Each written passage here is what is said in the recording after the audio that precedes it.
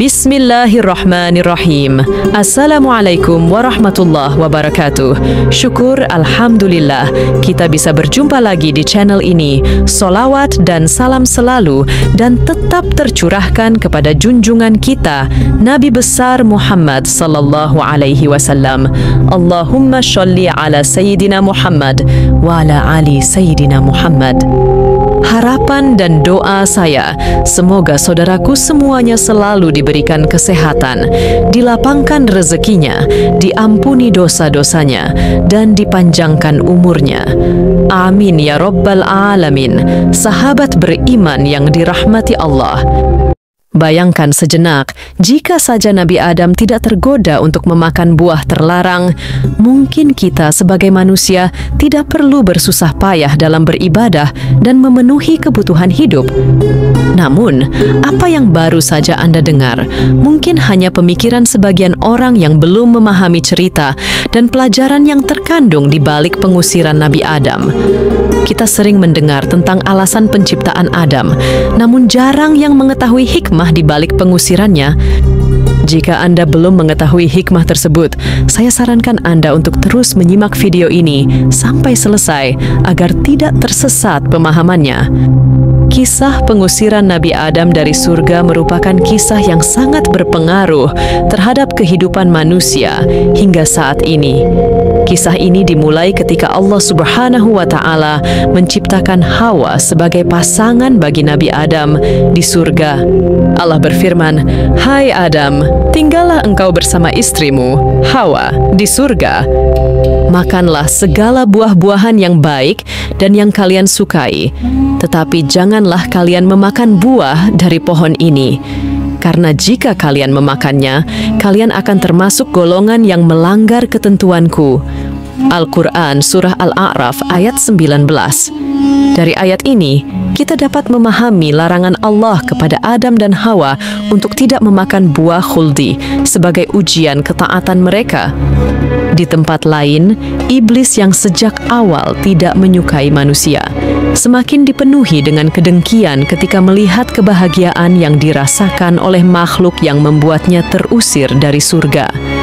Setiap hari, iblis memikirkan cara untuk memasuki surga dan menggoda Adam agar memakan buah khuldi.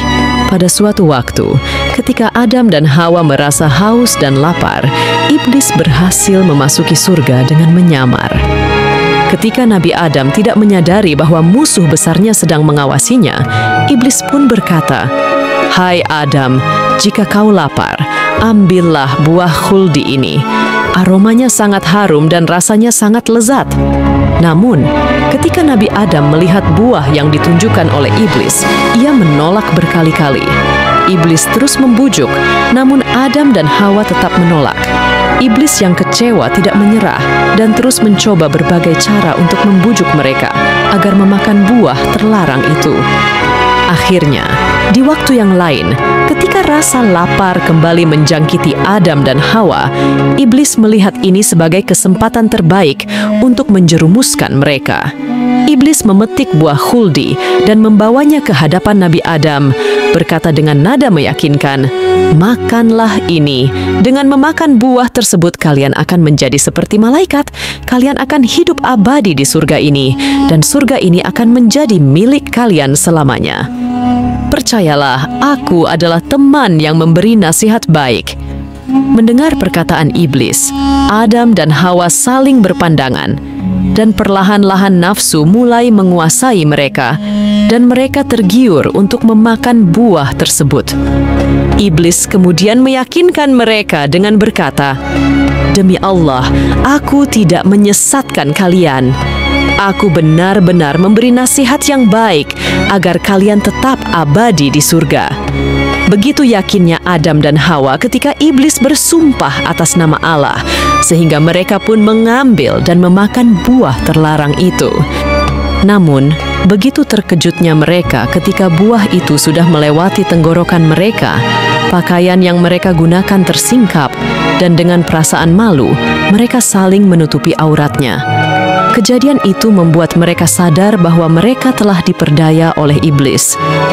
Adam dan Hawa bergetar ketakutan karena melanggar apa yang Allah perintahkan.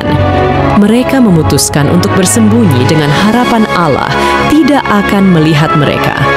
Namun, tanpa menunggu lama, Allah pun memanggil mereka dan berkata, "Adam, mengapa kau lari dariku dengan ketakutan?" Adam menjawab, "Bagaimana aku bisa lari dari Engkau, wahai Tuhanku?" Allah bertanya lagi, "Lalu kenapa kau bersembunyi?" "Aku malu dan takut, ya Allah," jawab Adam sambil tertunduk. Seketika seluruh alam surga menjadi hening. Bagaimana bisa makhluk yang Allah berikan kemuliaan di atas makhluk lainnya menyimpang dari perintahnya? Dalam suasana yang haru, Allah lantas berfirman, "Bukankah aku telah melarang kamu berdua dari pohon itu? Dan bukankah aku katakan kepadamu bahwa sesungguhnya iblis itu adalah musuh yang nyata bagi kamu berdua?" Al-Quran, Surah Al-A'raf ayat 22. Setelah firman Allah tersebut didengarkan oleh Adam dan Hawa, beberapa saat kemudian keduanya pun diusir dari surga.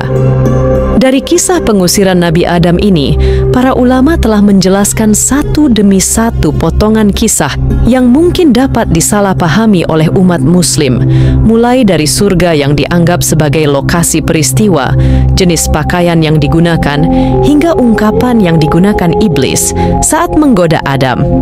Menariknya, salah satu ulama juga menjelaskan pengusiran Nabi Adam dari sudut pandang yang berbeda. Menurutnya, ada satu hal yang membuat kita harus membela Nabi Adam sampai hari kiamat. Saat beliau ditanya oleh Allah tentang alasannya melanggar perintah Allah, Nabi Adam berkata, "Demi kehormatanmu, ya Allah, ketika namamu disebut oleh iblis, saya tidak pernah menyerah pada makhluk yang berani bersumpah atas namamu, kemudian ia berbohong." Menurutnya, ada satu hal yang membuat kita harus membela Nabi Adam sampai hari kiamat. Saat beliau ditanya oleh Allah tentang alasannya melanggar perintah Allah, Nabi Adam berkata, "Demi kehormatanmu, ya Allah, ketika namamu disebut oleh iblis, saya tidak pernah menyerah pada makhluk yang berani bersumpah atas namamu, kemudian ia berbohong." Ternyata, perkataan Nabi Adam yang dari kitab tafsir At-Tabari itulah yang membuat kita harus membela Nabi Adam sampai hari kiamat. Pasalnya, ketika Allah mendengar jawaban sang Nabi, Allah dibuat terharu sehingga tobat Nabi Adam pun diterima. Karena dari kisah pengusiran Adam, ada beberapa hikmah yang penting untuk kita terapkan dalam kehidupan dunia. Pertama, bersumpah dengan nama Allah adalah hal yang patut dihindari seorang muslim, dikarenakan mencerminkan perilaku iblis apabila sumpah itu tidak ditepati atau digunakan untuk berbohong. Kedua, meski berbuat salah adalah tabiat manusia, tapi Nabi Adam mencontohkan kepada kita, jika menyegerakan bertaubat dan memohon ampun kepada Allah adalah sikap yang sangat diutamakan.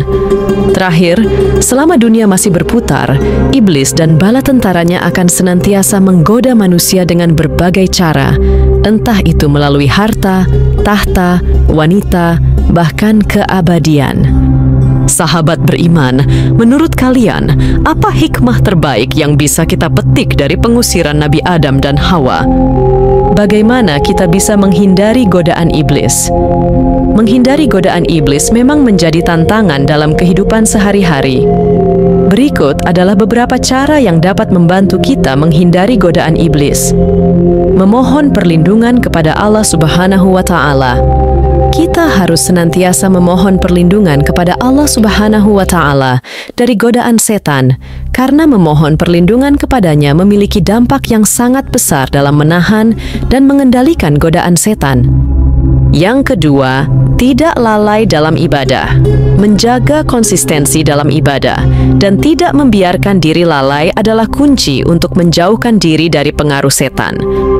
Yang ketiga, istiqomah dalam membaca Al-Quran. Quran adalah pedoman hidup bagi umat Islam, dan membacanya secara rutin dapat memberikan perlindungan dari godaan dan tipu daya setan. Yang keempat, berpegang teguh pada Allah Subhanahu wa Ta'ala. Memiliki kepercayaan dan ketergantungan yang kuat kepada Allah Subhanahu wa Ta'ala akan memperkuat kita dalam menghadapi segala godaan. Yang kelima, bertakwa. Menjaga diri untuk selalu berada dalam koridor takwa dan menjauhi hal-hal yang dapat menjerumuskan ke dalam dosa adalah cara efektif untuk menghindari godaan iblis. Selain itu, ada beberapa strategi yang dijelaskan oleh para ulama untuk mengenali dan menghindari godaan iblis. Yang pertama, mengenali jebakan iblis. Iblis mencoba menyesatkan manusia dengan berbagai cara, mulai dari dosa besar hingga yang terkecil, dan bahkan melalui hal-hal yang mubah, namun dapat melalaikan yang wajib. Yang kedua, membaca surat Al-Fatihah. Dalam sholat, kita disyariatkan untuk membaca surat Al-Fatihah yang di dalamnya terdapat permohonan untuk diberikan hidayah atau petunjuk ke jalan yang lurus. Dengan menerapkan amalan-amalan ini dan selalu waspada terhadap tipu daya iblis, kita dapat berusaha untuk menjalani kehidupan yang lebih baik dan terhindar dari godaan-godaannya. Semoga kita selalu diberikan kekuatan dan perlindungan oleh Allah Subhanahu wa Ta'ala. Sahabat beriman yang dirahmati Allah, lantas, apa saja dosa besar yang harus dihindari? Dalam Islam, dosa besar adalah tindakan yang sangat dilarang karena dapat mengakibatkan siksa di akhirat jika tidak diikuti dengan tobat. Berikut adalah beberapa dosa besar yang harus dihindari. Yang pertama, syirik, menyekutukan Allah Subhanahu wa Ta'ala. Ini adalah dosa yang tidak akan diampuni oleh Allah jika seseorang meninggal tanpa bertaubat darinya. Yang kedua, durhaka kepada orang tua. Menghormati orang tua adalah perintah Allah, dan durhaka kepada mereka dianggap sebagai dosa besar. Yang ketiga, membunuh. Membunuh jiwa yang diharamkan oleh Allah tanpa hak adalah dosa besar. Keempat, zina. Perbuatan zina adalah dosa besar yang harus dihindari. Kelima, mencuri. Mengambil hak orang lain tanpa izin adalah tindakan yang sangat dilarang. Keenam, memakan harta anak yatim. Memakan harta anak yatim secara zalim adalah dosa besar. Ketujuh, memakan riba. Riba dianggap sebagai dosa besar karena merugikan orang lain dan mengganggu keadilan ekonomi. Kedelapan, lari dari medan pertempuran. Dalam konteks jihad, melarikan diri dari medan pertempuran tanpa alasan yang sah adalah dosa besar. Kesembilan, menuduh wanita baik-baik berbuat zina. Menuduh tanpa bukti yang jelas adalah dosa besar karena dapat merusak kehormatan seseorang. Yang ke-10, sihir. Berbuat sihir atau terlibat dalam praktik-praktik sihir adalah dosa besar. Selain dosa-dosa besar tersebut, ada banyak lagi dosa besar lainnya yang dijelaskan dalam Al-Quran dan Hadits. Sangat penting bagi setiap muslim untuk mengetahui, memahami, dan menghindari dosa-dosa besar ini, serta senantiasa memohon ampunan kepada Allah Subhanahu wa Ta'ala atas segala kesalahan yang telah dilakukan. Taubat yang tulus adalah kunci untuk mendapatkan pengampunan dari Allah Subhanahu wa Ta'ala. Ya Allah, pemilik segala hikmah dan rahmat, kami bersyukur atas ilmu yang telah Engkau berikan melalui kisah Nabi Adam dan Hawa yang Engkau sampaikan. Berikanlah kami kekuatan untuk menghindari tipu daya iblis, dan bimbinglah kami di jalan-Mu yang lurus dan penuh berkah. Ya Allah, peliharalah kami dari kesalahan dan dosa. Ampunilah kami jika kami tergelincir atau lupa. Jadikanlah kami hamba yang selalu ingat akan Engkau, yang berusaha untuk selalu taat dan setia padamu. Ya Allah, terimalah doa kami ini, dan jadikanlah kami bagian dari hamba-hamba-Mu yang beruntung. Amin ya Rabbal Alamin. Sahabat yang beriman, demikianlah kisah dan hikmah dari pengusiran Nabi Adam dan Hawa dari surga. Semoga kita dapat mengambil pelajaran dari kisah ini dan menjadikannya sebagai bimbingan dalam kehidupan kita. Jangan lupa untuk selalu berdoa dan memohon perlindungan kepada Allah Subhanahu wa Ta'ala dari segala godaan yang dapat menyesatkan kita dari jalan yang benar. Terima kasih telah menyimak video ini hingga akhir.